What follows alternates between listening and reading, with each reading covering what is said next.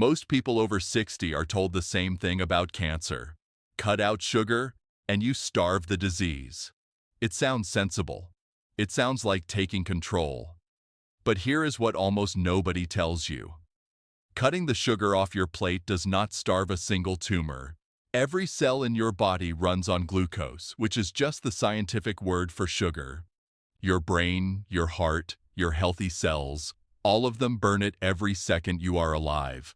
Cancer clinics see this confusion every single day, and it sends good people down a path that helps no one. So today we are going to answer the real question, the one your appointment never has time for. I will give you 5 things that actually change your risk, counting down to the one that matters most of all. The number 1 item on this list is something almost nobody talks about, and it has nothing to do with the sugar bowl. Stay with me until the end, because that one can change how you protect your health for the next 10 years. Here is the problem with how this gets handled. Your doctor has about 12 minutes with you. In that time, they must check your numbers, review your medications, and answer whatever you walked in with. There is simply no room to sit down and explain how sugar, insulin, and cancer risk actually connect. So you get a short answer, cut the sugar, and you leave with the wrong idea. It is not their fault. It is the clock. So let me tell you what this is and what it is not. I am not here to sell you a supplement or scare you into some course. I am not going to hand you a miracle diet. This channel exists to give you the science a 12-minute appointment never has time to cover. Because this matters for more than a lab result.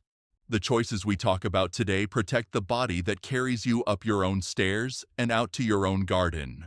This is about staying strong and staying independent, on your own terms, in your own home. So tell me right now, in the comments, how old are you and where are you watching from?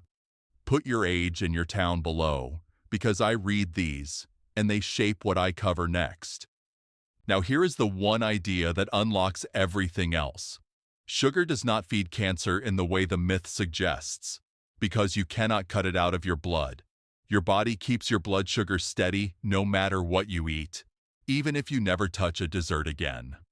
The thing that actually drives risk is not the sugar itself, but a hormone called insulin, and the state your body lives in day after day. Think of your body like a house with a thermostat. Insulin is the dial that tells your cells to store energy and to grow. When you eat a lot of refined sugar and move very little, that dial gets stuck on high. A thermostat stuck on high runs the furnace all day and wears the whole house down. That constant signal to store and grow is the environment we want to calm, and every item today turns that dial back down. Please do not skip this section. It is the key to everything that follows. If this is already making sense to you, tap the like button so more seniors can find it. That one tap is how this reaches the people who need it. Let us start the countdown at number 5. Number 5 is the one change with the fastest payoff. Cut the sugar you drink, not the sugar you eat. Here is why drinks are different from food. When you eat an apple, the fiber slows everything down, and the sugar trickles into your blood. But a glass of soda or sweet tea has no brake on it. It floods in all at once, like opening a fire hydrant into a garden hose. Your body answers that flood with a surge of insulin, and that is exactly the dial we are trying to keep calm. Large health studies that follow people for years have consistently linked sugary drinks to weight gain and to higher risk of several cancers. This is one of the most repeated findings in all of nutrition research. So here is the plan. For the next 2 weeks, cut out every drink with added sugar. That means regular soda, sweetened iced tea, lemonade, and yes, most bottled fruit juice. Replace each one with water, plain sparkling water, or unsweetened tea. If plain water feels boring, add a slice of lemon or 3 or 4 berries to the glass. The common mistake is swapping one sweet drink for another labeled healthy, so read the label and look for 0 grams of added sugar. Now, a gentle word if you take medication for blood sugar or diabetes. Cutting sugary drinks can lower your numbers, sometimes quickly. So talk to your doctor before you change anything, because your dose may need adjusting. If you ever feel shaky, sweaty, or lightheaded, that is a signal to stop and check your blood sugar, not to push through. Pair this with a tall glass of water before each meal.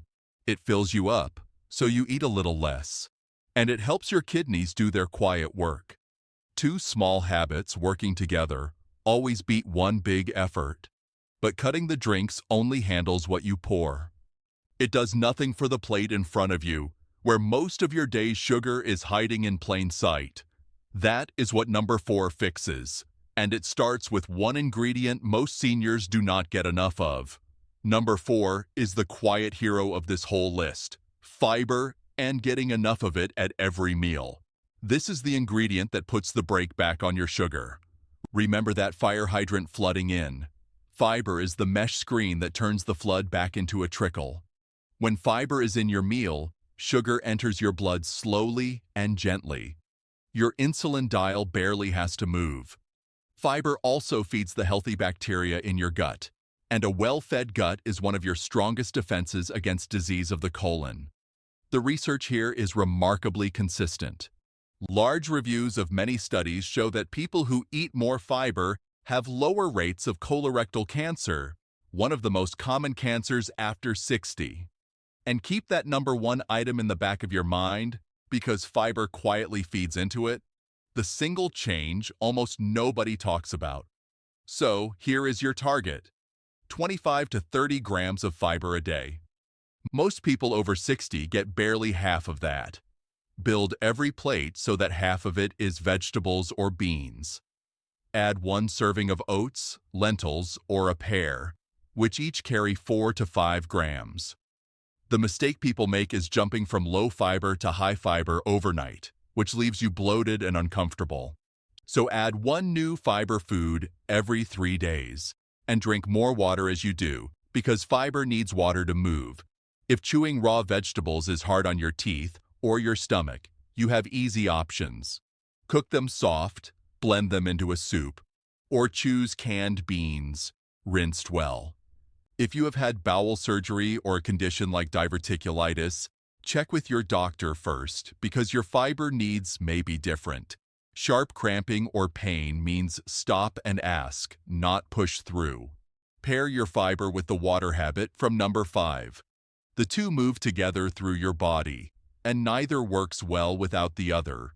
Fiber without water is like a broom with no floor to sweep. But even the perfect plate has a limit. Once the meal is eaten, the sugar still has to go somewhere. And where it goes depends on what you do in the next 30 minutes. That is the surprising power of number 3. Number 3 costs nothing and takes only 10 minutes. A short walk after you eat. Not a workout, just a walk. Here's what happens inside you after a meal. Sugar from that food pours into your blood, looking for somewhere to go. When you sit still, much of it lingers and forces your insulin dial up. But when you walk, your leg muscles open their doors and pull that sugar straight in to burn as fuel. Think of your muscles as sponges, and walking is what squeezes and reopens them. This is well established in the research.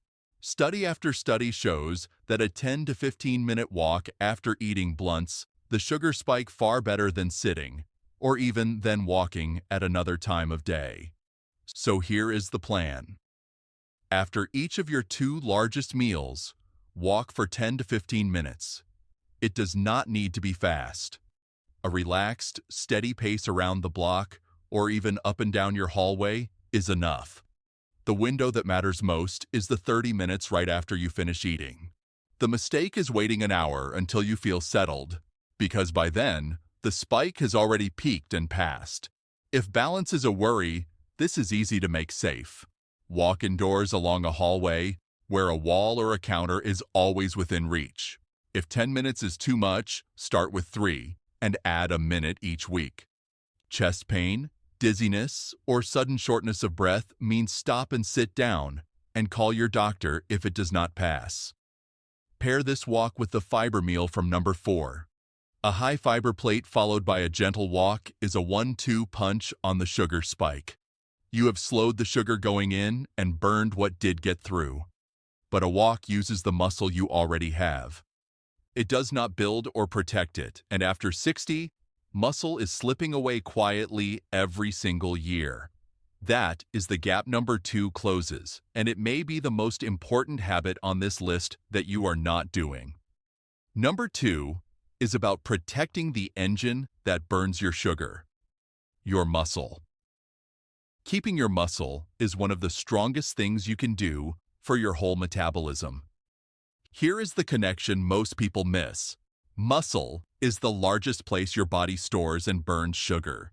It is a giant sponge for glucose, sitting on your bones. When muscle shrinks, that sponge shrinks with it, and sugar has nowhere to go but to raise your insulin and settle as fat. So protecting muscle keeps that thermostat calm for the rest of your life. Geriatric research is clear on this point. The loss of muscle with age, called sarcopenia, is tightly linked to insulin resistance, to frailty, and to losing the ability to live on your own.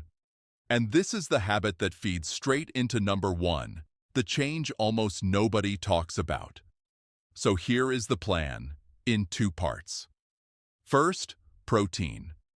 Aim for 25 to 30 grams at each meal, not all piled into dinner. That is roughly a palm-sized portion of fish, chicken, eggs, or beans. Second, resistance.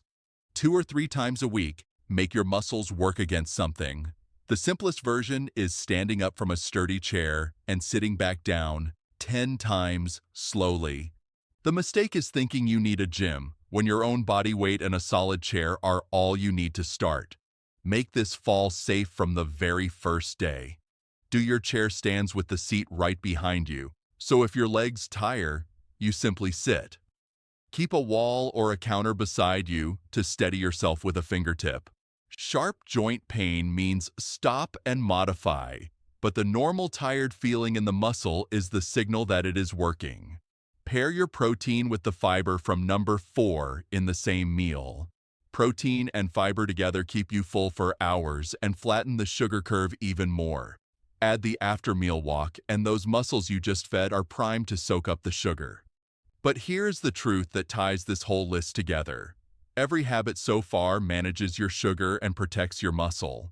Yet none of them touches the single factor that best explains the link between how we eat and cancer risk. That factor is number 1, the one almost nobody talks about, and it is where we go next. And here it is. Number 1, the crown of the whole list. It is not the sugar on your plate at all. It is the fat around your organs, the deep belly fat called visceral fat. Let me explain why this is the real answer to our question. The visceral fat packed around your liver and your gut is not a quiet storage bag. It behaves like a busy factory that never closes. It pumps out inflammation and hormones around the clock. It drives your insulin dial up and keeps it there day and night, even while you sleep. Picture a furnace in the basement that no one can switch off, slowly overheating every room above it. That constant heat, that constant insulin and inflammation, is the environment in which abnormal cells are most encouraged to grow. So when people ask, does sugar feed cancer? The honest answer is this. It is not the spoon of sugar. It is the years of stored fuel sitting around your middle. This is not a fringe idea. Major cancer research agencies now list excess body fat as a cause of at least a dozen different cancers, including breast, colon, and pancreas. It sits second only to smoking as a preventable cause of cancer. So here is the fullest plan of the day, and it uses everything we have built. First, know your target. For most men, aim for a waist under 40 inches, and for most women, under 35 inches. Measure around the belly button, not the belt line. Second, you do not chase this with starvation. You chase it by combining every habit above. No sugary drinks, plenty of fiber, a walk after meals, and protein at every plate. Third, aim to lose fat slowly, about 1 to 2 pounds a month. Slow loss protects the muscle we worked so hard to keep.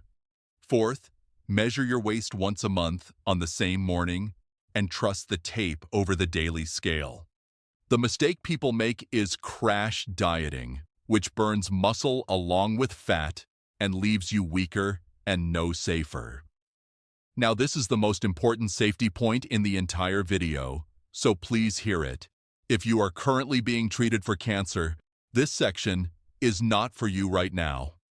During treatment, losing weight can be dangerous, and your oncology team may want you to eat more, not less. So do not cut calories or try to lose weight during treatment without their guidance. For everyone else, if you have heart disease, kidney disease, or diabetes, bring this plan to your doctor before you start, because your protein and your targets may need to be personalized. And if any new symptom appears as you change your habits, that is a reason to call your doctor, not to wait. The beauty of number 1 is that it is not a separate task. It is what happens naturally when you stack the other 4. Kill the liquid sugar, eat your fiber, walk after meals, and protect your muscle, and this deep fat begins to melt on its own. 5 habits, but really one direction, all turning that same thermostat down. So let us close the loop I opened at the very start. I promised the number 1 item was something almost nobody talks about. And here it is.